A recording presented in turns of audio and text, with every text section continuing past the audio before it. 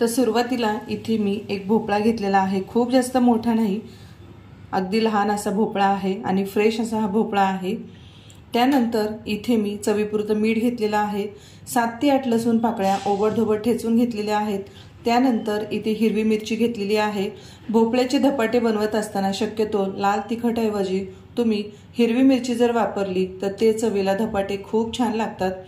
इथे मी लसूण आणि हिरवी मिरची वेगवेगळं वाटलेलं आहे, तुम्ही हे एकत्र वाटून हिरवी मिरचीचा ठेचा सुद्धा करून यामध्ये ॲड करू शकता। त्यानंतर इथे मी पाव चमचा ओवा घेतलेला आहे आणि 1 चमचा जिरं घेतलेला आहे। अख्खे जिरे घालायचे, त्यामुळे धपाटेमध्ये ते छान लागतात। त्यानंतर इथे मी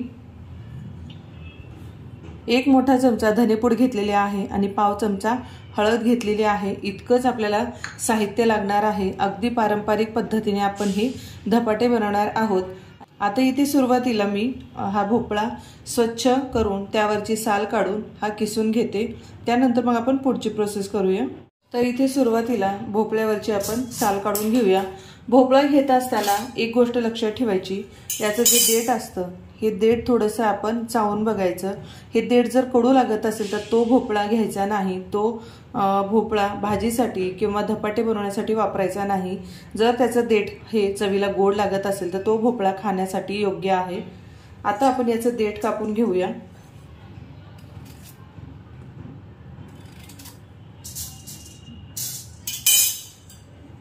त्यानंतर यावरची आपण आता साल काढून घेऊया।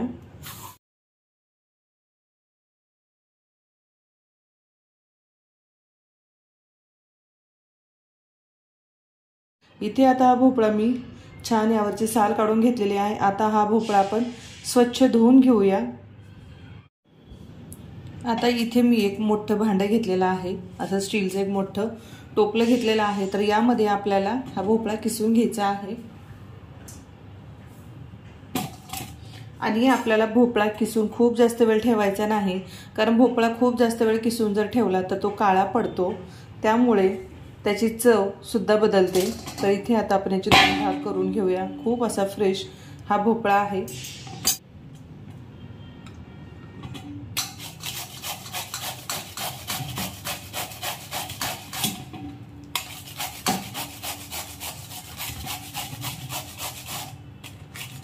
तुम्ही जर भोपळा मोठा घेतला आणि त्यामध्ये जर बी खूप जास्त असेल आणि ते बी थोडंसं मोठं असेल तर मधला भाग काढून टाकायचा आणि वरचं जे भोपळ्याचं आवरण आहे तेच फक्त किसून घ्यायचं। इथे हा भोपळा खूप कवळा आहे, त्यामुळे यामध्ये बी सुद्धा नाहीये खूप जास्त, त्यामुळे आपण डायरेक्ट हा पूर्णपणे किसून घेत आहोत। आणि यामध्ये पाण्याचा अंश खूप जास्त असतो, त्यामुळे आपल्याला हा भोपळा किसून झाल्यानंतर यामध्ये अगोदर आपल्याला सगळे मसाले घालून पिठं घालून मळून घ्यायचं आहे। पाण्याची गरज लागली तरच आपल्याला यामध्ये पाणी घालायचं आहे। आणि हे भोपळा किसून आपल्याला घेतल्यानंतर लगेच पिठं ॲड करून धपाटे बनवायला घ्यायची आहे। जर तुम्ही हे मळून खूप वेळ जर ठेवलं तर ते पीठ पातळ होतं। तुम्ही ते बघू शकता, मी सुरुवातीला जो भोपळा किसलेला आहे तो लगेचच काळा पडायला सुरुवात होत आहे। तुम्ही ते बघू शकता, हा वरचा अगदी फ्रेश हिरवागार दिसत आहे आणि हा खालचा जो किस आहे सुरुवातीचा थोडासा तो मला काळसर दिसत आहे, त्यामुळे लगेचच आपण पुढची प्रोसेस करायला घेऊया। तर सुरुवातीला आपण यामध्ये 1 वाटी ज्वारीचं पीठ घालून घेऊया। छोटी वाटी आहे, खूप मोठी वाटी नाही, कारण आपण इथे भोपळा सुद्धा खूप लहान होता आणि त्याचा किस सुद्धा खूप जास्त नाही, त्यामुळे पिठं सुद्धा आपल्याला यामध्ये खूप जास्त घालायची नाही। आता यामध्ये त्याच वाटीने अर्धी वाटी गव्हाचं पीठ घालूया। बाइंडिंगसाठी आपल्याला हे गव्हाचं पीठ घालायचं आहे। त्यानंतर पाव वाटी इथे मी म्हणजेच आपला पोह्याचा जो चमचा असतो त्या चमचाने 1-3 चमचे बेसन पीठ घ्यायचं आहे। खूप जास्त बेसन पीठ घालायची गरज नाही। सुरुवातीला आपण यामध्ये चवीपुरतं मीठ घालून घेऊया।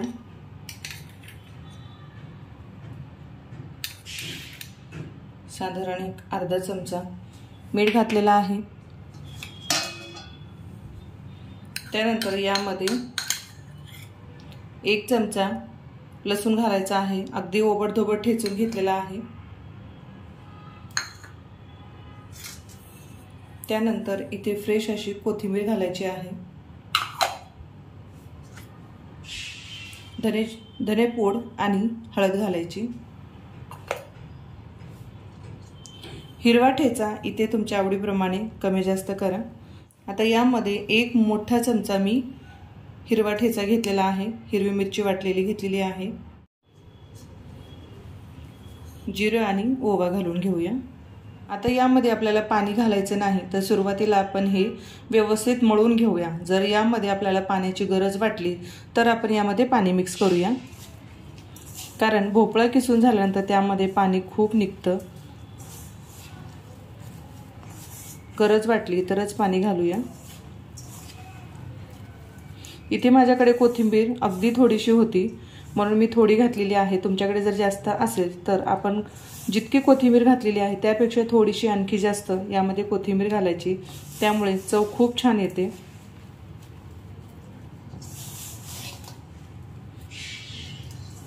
तर इथे मला पाणी थोडंसं लागणार आहे। हे सगळं एकजीव झाल्यानंतरच आपल्याला पाणी किती लागतं हे लक्षात येतं, त्यामुळे सुरुवातीलाच पाणी घालायची घाई करायची नाही। तुम्ही बघू शकता या ठिकाणी पीठ अगदी छान असं एकजीव झालेला आहे, पण हे खूप जास्त घट्ट झालेलं आहे, त्यामुळे याला थोडंसं सैल करण्यासाठी आपल्याला या ठिकाणी 1 ते 2 चमचेच पाणी लागेल अंदाजे, त्यापेक्षा जास्त लागणार नाही।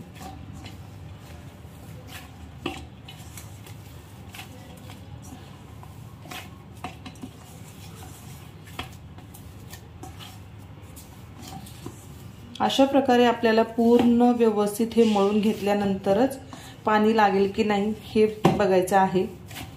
तर मला इथे मी 2 चमचे लागेल असं वाटत होतं, पण इथे मळून घेतल्यानंतर लक्षात येतं की आता आपल्याला इथे पाणी सुद्धा लागणार नाही आणि पिठाचं प्रमाण सुद्धा अगदी व्यवस्थित झालेलं आहे। कारण मळत असताना जर त्यामध्ये भोपळ्याचा किस अशा प्रकारे जर दिसत नसेल तर पिठाचं प्रमाण खूप जास्त झाले असं समजायचं। जर तुमच्याकडे आणखी भोपळा असेल तर ते सुद्धा तुम्ही यामध्ये किसून परत ॲड करू शकता। तुम्ही ते बघू शकता कोथिंबीर कमी होती त्यामुळे मी कोथिंबीर कमी टाकली होती, पण आता जस्ट इथे फ्रेश कोथिंबीर आणलेली आहे। खूप छान अशी फ्रेश कोथिंबीर भेटलेली आहे। आमच्या इथे सायंकाळी 4-5च्या नंतर खूप छान असे फ्रेश हिरवा भाजीपाला मिळतो, त्यामध्ये मेथी, करडी असेल, शेपू, कोथिंबीर खूप छान मिळते। आता ही कोथिंबीर मी थोडीशी कट करून परत त्या पिठामध्ये ॲड करून घेते।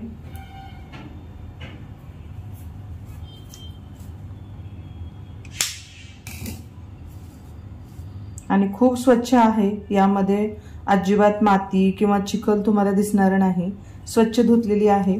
आता यातली आपण थोडीशी कोथिंबीर काढून घेऊया। थोडीशी घातलेली आहे, खूप जास्त लागणार नाही। यातली फक्त इतकीशी कोथिंबीर मी घेणार आहे बस।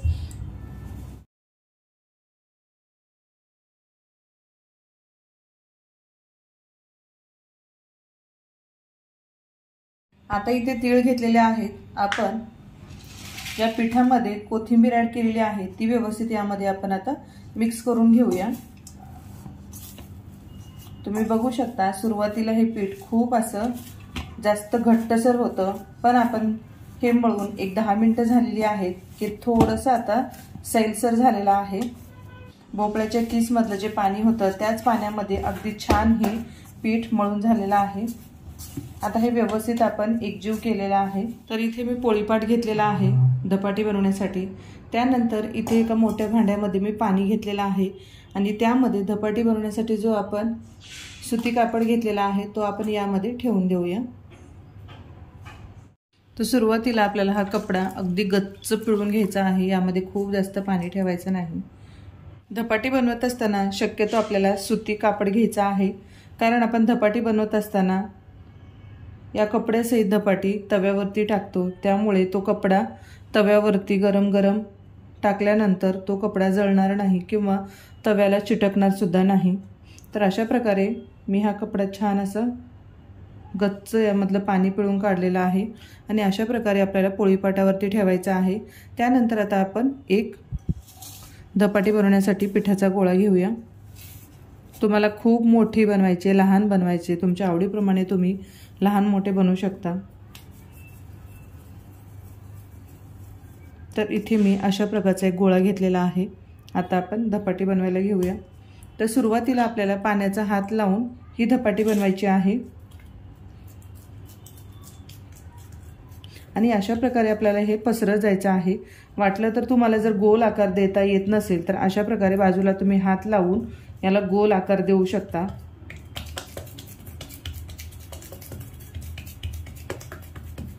या बोटाने आपण अशा प्रकारे हे प्रेस करून बाजूने हे व्यवस्थित पसरवून घेतो।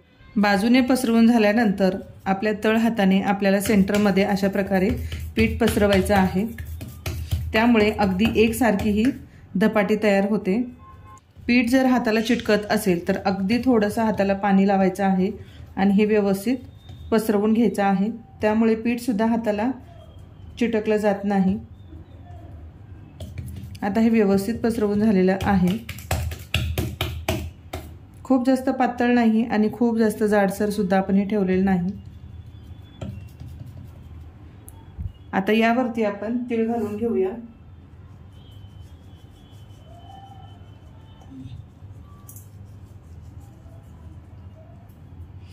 तीळ घातल्यानंतर अगदी हलक्या हाताने आपल्याला हे थोडंसं प्रेस करून घ्यायचं आहे, कारण आपली धपाटी पूर्णपणे बनवून झालेली आहे। त्यामुळे आता आपल्याला ही धपाटी परत खूप जास्त मोठी करायची नाही। तर अशा प्रकारे यामध्ये हे तीळ अगदी व्यवस्थित बसले गेलेले आहेत। तर अशा प्रकारे धपाटीला आपण होल करून घेऊया। हे करत असताना मी गॅसवर तवा सुद्धा गरम करायला ठेवलेला आहे। आता आपण या तव्यावरती अगदी थोडंसं तेल लावून घेऊया।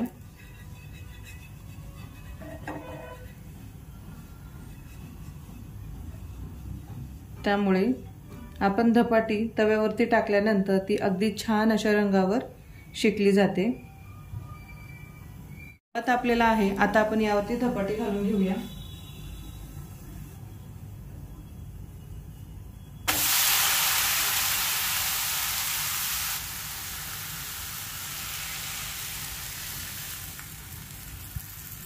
वरच्या बाजूने ही कोरडी झाल्यानंतर यावरती आपल्याला थोडंसं तेल लावून घ्यायचं आहे। तेलाऐवजी तुम्ही तूप सुद्धा लावू शकता। वरची बाजू पूर्णपणे कोरडी झालेली आहे। आता आपण याची बाजू पलटून घेऊया। खूप छान रंग आलेला आहे। अगदी एकसारख्या रंगावर छान धपाटी शेकलेली आहे। सुरुवातीला आपण तेल लावल्यामुळे इतका सुरेख रंग या धपाटीला आलेला आहे। त्यामुळे सुरुवातीला धपाटी करत असताना आपल्याला तव्याला तेल लावायचं आहे, म्हणून त्यामुळे धपाटी अगदी छान अशा रंगावर, सोनेरी रंगावरती छान शेकली जाते। आता आपण एखादं मिनिटभर याची खालची बाजू शेकून घेऊया। अशा प्रकारे थोडंसं प्रेस करून शेकून घ्यायचं आहे। खूप जास्त तेल सुद्धा लागत नाही। कमी साहित्यामध्ये अगदी सोपी पद्धतीमध्ये ही तुम्ही धपाटी ह्या थंडीच्या दिवसामध्ये बनवून खाऊ शकता। चवीला खूप छान लागते। यामध्ये तुम्ही बाजरीचं पीठ सुद्धा घालू शकता, पण मी माझ्या घरी ज्या पद्धतीने ही धपाटी बनवते आणि ती सर्वांनाच खूप आवडते, अगदी तीच पद्धत आज मी तुमच्यासोबत शेअर करत आहे। गॅसची फ्लेम मी मीडियम ठेवलेली आहे। लो ठेवायची नाही। गॅसची फ्लेम जर लो ठेवून तुम्ही खूप वेळ याला अशा प्रकारे प्रेस करत जर हे शेकून घेतली तर ती वातट होते। खालच्या बाजूने सुद्धा अगदी छान रंग येईपर्यंत आपल्याला हे छान शेकून घ्यायचं आहे। मिनिट झालेला आहे। आता आपण खूप छान रंग आलेला आहे। आता यावरती आपण अगदी थोडंसं तेल लावून घेऊया आणि परत एक 3 ते 4 सेकंद ठेवूया, त्यामुळे त्याला रंग खूप छान येईल। आणखी इथे आपली धपाटी तयार आहे। तुम्ही इथे बघू शकता अगदी एकसारख्या रंगावर छान अशी ही शेकली गेलेली आहे आणि खूप छान अशी ही खरपूस धपाटी तयार होते। तुम्हाला ही धपाटी खुसखुशीत जर खायला आवडत नसेल तर तुम्ही यामध्ये गव्हाच्या पिठाचं प्रमाण थोडंसं जास्त ठेवायचं आणि पीठ आपण अगदी घट्टसर असं मळलं होतं तर तसं मळून न घेता पाणी थोडंसं घालून अगदी सैलसर मळून घ्यायचं, त्यामुळे सुद्धा धपाटी अगदी मऊ लुसलुशीत होतात। तर इथे मला हे खरपूस खायला आवडतात, त्यामुळे इथे मी ज्वारीच्या पिठाचं प्रमाण जास्त ठेवलं होतं। तर तयार आहेत आपले खुसखुशीत असे भोपळ्याचे धपाटे। आणि या धपाटेसोबत खाण्यासाठी ठेचा तडका दही बनवलेली आहे, याची रेसिपी आपल्या चॅनलवर लवकरच अपलोड होईल। अशा छान छान रेसिपीचा थंडीच्या दिवसामध्ये आस्वाद घ्या। रेसिपी आवडली असल्यास एक लाईक नक्की करा। परत भेटूया एका नवीन रेसिपीसोबत। धन्यवाद।